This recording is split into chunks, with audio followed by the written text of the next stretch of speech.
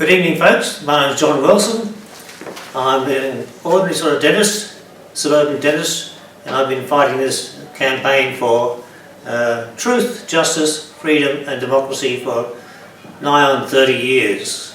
I started off like everybody else, not having much to do with the courts, because I always thought the courts were there to administer justice. But by exposing what I have, I've come to realise that the courts are not as they ought to be. Now, if I can start off with three one-liners, and that is to say that trial by jury is democracy, courts are government, and common law is democracy. So they're all the same thing, okay? So we've got to take on board the fact that we are ordinary free men, and we've been fighting for our rights for many, many centuries, and it becomes a cyclic thing. We rise up and put things right, and then we go to sleep, and then the bad guys come in and take over. Well, this is about the time we've now got to start getting up on our hind legs and say, no, what is going on is not correct. Now, I came into this battle back in the middle 80s when I innocently had a loan from the banks. Okay, I borrowed $84,000 to set up a new surgery, and then I paid back $36,000 within 18 months. And I said, well, how much do I owe? And they said, you started $94,000. I said, hello, what's going on? You can't do that. Oh, yes, we can. The interest rates change. I said, you can't do that, you've got a contract. And they said, oh, no, that's part of the contract. And I said, no, that can't be right. So then I went along to the law libraries and started doing a bit of basic research. And there I came across the distinction between common law, which is our law, the law of the people, by the people, for the people, common law, and then there's statute law. Now, statute law comes from Parliament, and it's made by the House of Reps and the Senate and Congress, whatever you have. But that's where it all starts to go wrong, because out of the parliaments come bad laws. And even the fellow called Edward Coke said many years ago that common law, which is our law, doth control acts of Parliament, and a judgment went against common right to be void. In other words, we have the power to nullify things that aren't right, and this applies to bank loans, it applies to CSG, it applies to fluoride, everything under the sun which is not right, we can put right by using the courts. And the bad guys know this, and that's why they've taken over our courts. So when you go into court, you are treated as dirt, as a slave, and you have no rights when you go to your courts. But our rights in court were established and guaranteed 800 years ago with Magna Carta. Now, Magna Carta is called the Great Charter of Liberties. It laid down how to right wrongs. They had a bad king, King John, back in the 13th century, and the ordinary people were getting overtaxed and brutalised and so forth. And they said, no, we've had enough. So a bunch of them got together and they said, no, we're going to draw up this common law writ, you might say, or a treaty or a contract, where we're going to demand fairness in our own country. And some very wise men put together these very wise words which have become immortal, they cannot be changed, and that the most important section in this Magna Carta, and here is a monument down in Canberra to it. It's a wonderful monument, and everyone should go there and read it. This is where your rights and your liberties and your justice comes from. But if you're not being told about it, nobody knows that exists.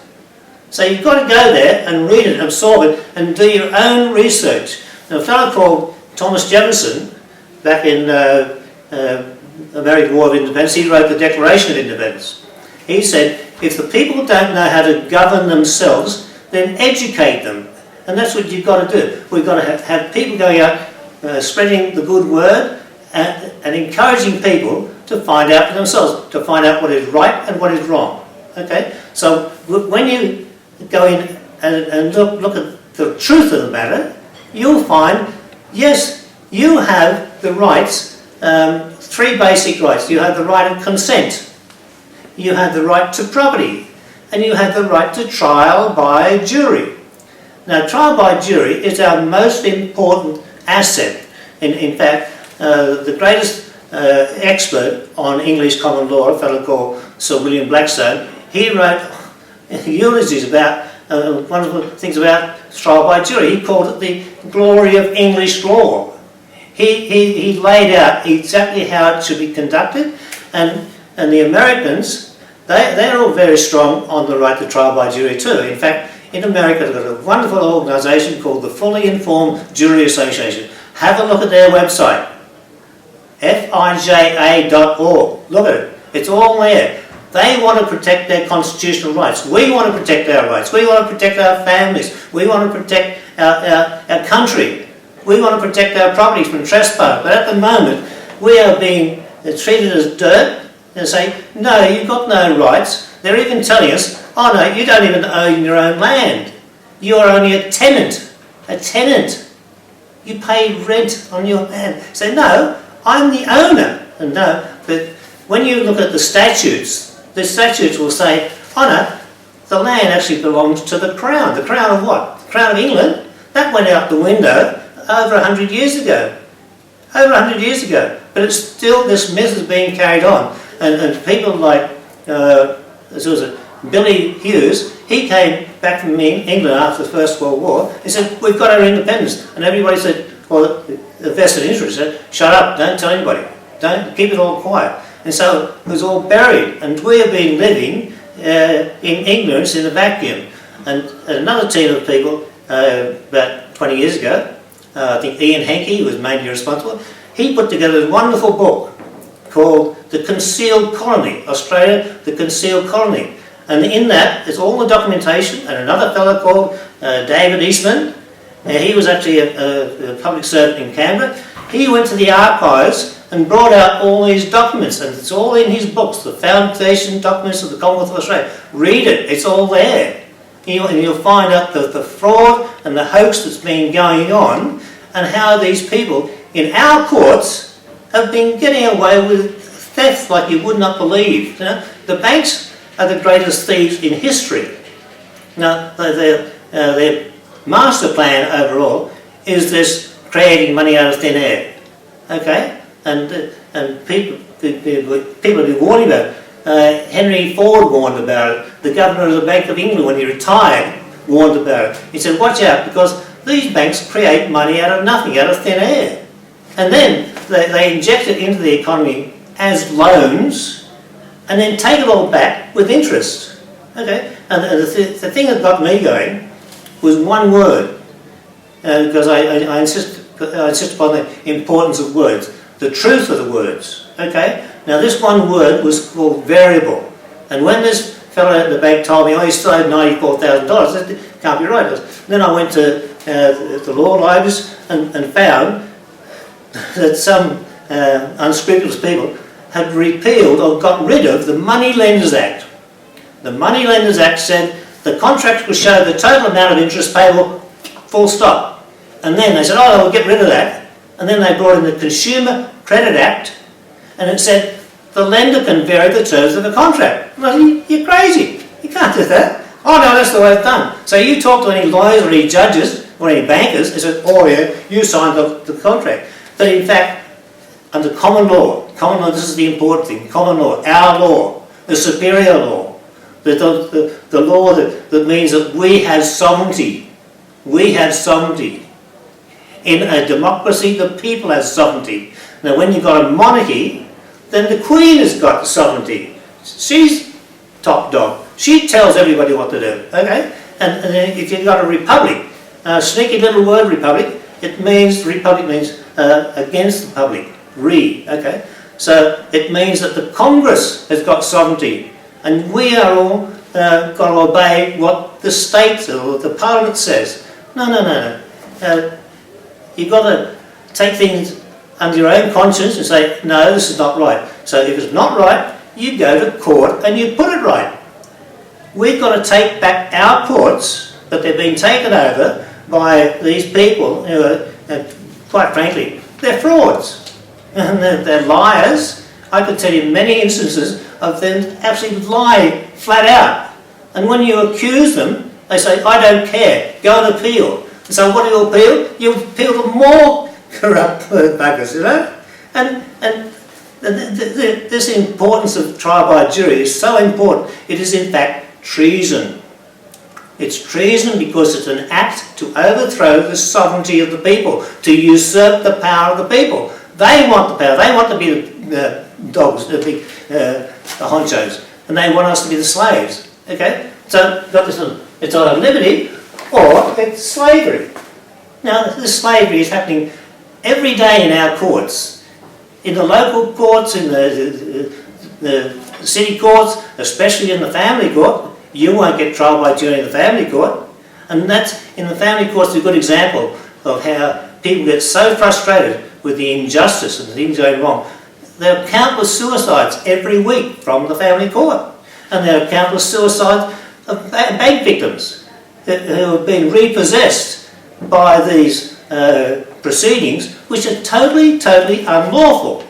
Every single bankruptcy, okay, if you want to go bankrupt and you want to do it voluntarily, that's your business, okay, if it's voluntary. But any enforced bankruptcy is just like any other court case. It's got to be by trial by jury. When you go into these federal magistrates' courts, or what do they call them, and they say, oh no trial by jury here. And if you try and challenge the jurisdiction, that's what you've got to do. You challenge the jurisdiction by saying, no, I challenge the jurisdiction of the court.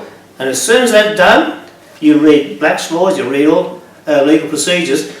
As soon as that's done, there's the peremptory, absolute, 100% mandatory stay of proceedings. You can't go any further until the jurisdiction is decided by a jury. And they say, oh, we'll decide our own jurisdiction. I said, no, you can't. Under the rules of natural justice, you can't judge in your own cause. And they say, oh, well, okay, arrest that man and throw him out. Now, I've been thrown in jail many times, okay, all because they stand up and they say, you're in contempt of court. And I said, no, I'm not in contempt of court. You're in contempt of court. Because contempt of court is interfering with the administration of justice. And justice is the protection of rights and the punishment of wrongs. I'm standing up for my rights, and you're denying me my rights. So you're in contempt of court, not me, and so they put you in the cells. And the stupid sheriffs, they don't know their job. Their real job, they are supposedly court officers. They are there to ensure that people can exercise their rights in court in safety. And so when you get into court and you say, okay, I'm here, I want a trial by jury. And the judge or magistrate said, no trial by jury here, it's summary procedures. I said, I don't give my consent. And they turn around and say, your consent is immaterial. In other words, you haven't got the right of consent, you are a slave. And the dumb sheriffs, they don't know, oh, we're just following orders. So, and the magistrate said, okay, arrest him and put him in the cells. And the stupid sheriffs don't know what they're doing. They just muscle you out and twist your arm, do also, or throw you out in the street. That's another thing they've been doing to me quite a lot. For a time they put me in the cells, and other people who stand up, they say, oh, put him in the cells, put her in the cells until she cools off. Okay? But you can't cool off when it's so wrong and you see all these people suffering. You know? We are on earth to help each other, okay? Not step back and go to buggery the rest of it. We're there to help other people, okay? So you stand up not only for your own rights, but you're standing up for your neighbour's rights. And you're standing up for the people on the state's rights. The people of Australia have got to realise that we are a democracy, and in a democracy, the people rule. That's what demos kratos mean. Demos, people, Greek, kratos, rule. So we have sovereignty. And if we don't exercise that sovereignty, we're going to be ripped off mercilessly. Now, these people who are posing as judges, because their commissions are totally fraud, because they're supposed to be appointed by the Queen of England, But the Queen of England went out the door back on the 1st of January 1901, because that's when Australia became a Commonwealth. Now, a Commonwealth is not a democracy. Sorry, it's not a monarchy, it is a democracy. So when they had their Commonwealth of England, that came about because they cut off King Charles' head, and they said, well, they had two acts of Parliament. They had one act to abolish the office of the King, and the other one was to declare the Commonwealth of England. Okay, so those two go. You can't have a Commonwealth and a monarchy. But what do they say in Australia? They're supposed to be under the Crown. We haven't been under the Crown for 100 plus years. Okay, when Australia was settled, or the English came here back in 1788, it was a penal colony. As a jail to take the prisoners they could no longer send to America, because America said, no, we're not having, because they had the War of Independence. So Sir Joseph Banks said, oh, take the convicts out to this place we've just been to with Captain Cook. And they said, okay, they brought out here, it was a penal colony with the governor of the jail. He was the top dog. And then the few free settlers started to arrive, and people like William Charles Wentworth said, no, we're Englishmen, we demand all our rights, we're not going to live under penal rule. And so these good men got together and they went back to England and said, no, we've got to have all the rights and privileges as if we were Englishmen living in England. And then they brought in the Australian Courts Act 1828. So for the first 40 years, Australia was a jail. After that, we established, or they established for us, our rights. And the most important right was trial by jury. And then the most important man who achieved that was William Charles Wentworth. And he's a bit of a hero of mine. In fact, he actually founded the Sydney University. And you'll find statues of William Charles Wentworth in the Great Hall at Sydney University. And he would be rolling in his grave if he saw what is being taught in our law schools. They are not being taught democracy, they are not being taught trial by jury, they are not being taught the rights of Magna Carta. They are not taught. And in fact, you've got to watch out for these supposed organisations which are just shams. Now, I think last year we just had the anniversary of Magna Carta, 800 years, and they formed the Magna Carta Committee of Australia. And that was formed by judges, and they got no intention of enforcing the rights we inherit from Magna Carta. In fact, French and all these other judges, they held a big do at the State Library in Sydney. And I said, oh, I want to come along, and I registered to go along to it. Okay, so on this day, and I went up to the State Library, and as soon as I went near the steps, 10 police came out. 10 police came in. You can't come in here. I said, what do you mean? I said, no, you can't come in here. So they put me in a paddy wagon and drove me out to Green Park, let me out and said, don't you come back. And they've been doing that all the time. And it's just amazing. They're concealing their true reason for putting these together. They're white-handing. And there's another organisation just formed called the New Democracy Foundation. Now, I've been trying to correspond with the Chief Executive Officer and the various people, and I said, and putting this thing about trial by jury, and they had shut the door. They don't want to know. They have got no intention of advocating or enhancing democracy. Their intention is to suppress it, because it's all run by judges again. Now the judges are bad. Even the Bill of Rights says in just these words, evil counsellors, judges and ministers, endeavouring to subvert and extirpate the laws and liberties of the people. It's there in black and white. The people have been recognised these years in the past. So you've got to watch out for these people, because they are not what they're supposed to do. And they're bullies, they're tyrants, they're despots. And if you try and oppose them and stand up for your rights, they'll come down on you like a ton of bricks. Now, another thing, they also want you to beg to go to court. They say, no, you've got to get leave, or you've got a special leave, permission to go to court. Ask to go to our own courts, even on a point of law or agreements. No, you've got to get permission to go to court, you're a slave. Okay, so one time I tried to file a writ of summons in the High Court, and the woman said, no, you can't do that. I said, I'm leaving it here and I'll come back tomorrow to make sure. So I came back tomorrow. In fact, the first time I went up there, I had 10 supporters, okay, and they didn't know what to do with it. So what they did was they pulled the shutters down on the 23rd floor, and we waited around till 4 o'clock, nothing's there. So I said, okay boys, pack it up and go home. So I went back the following day, and walked up to the counter, and the woman said, oh, here's my letter for you. So I opened the letter, and here's the letter, and it's signed by, what's his name, French, Shenton French, the Chief Justice of the High Court. Said, no, you can't file this. In our court, you can't file this. And so it just so happens that he and these cronies were having this session in the room, they called the courtroom, and it was crowded. There would have been 400 people in it. Okay, and there was French and other High Court judges and so forth. And so I just walked up, I walked up to him, and I stood this far away from him and said, what do you think you're doing? You can't stop anybody going to court. And he got a little indignant. So they all stood up and walked out. So then I turned around to the crowded room, and I said, and I explained what's going on. I said, we can't even go to our own courts, you know. We've got this, even an Act of Parliament says Free Access to Courts Act. This is 1400. So we have free access to courts without impediment. No one can stop you going to court.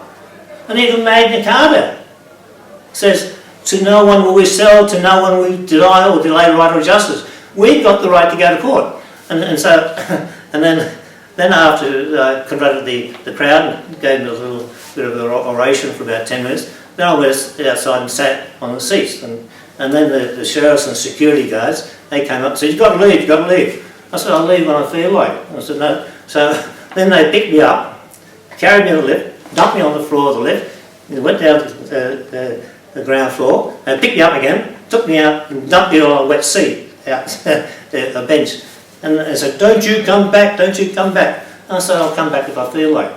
And so I made a few phone calls, and then I went back in the building. And then they arrested me. They arrested me for trespass. They arrested me for trespass in an Australian court, okay? And they put me in a cell, and they said they charged me as trespass. And then I said, okay, I will now subpoena French, the Chief Justice. And in fact, I went to the local court registry and did all, I know how to do paperwork, and filed a summons for the Chief Justice of the High Court to go into the witness stand and ask questions.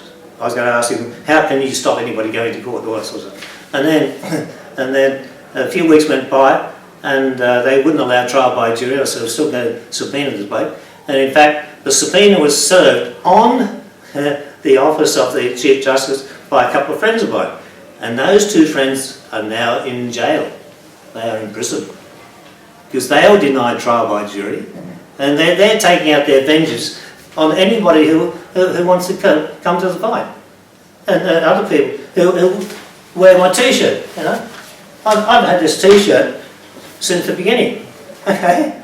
Very simple words. Trial by jury is democracy.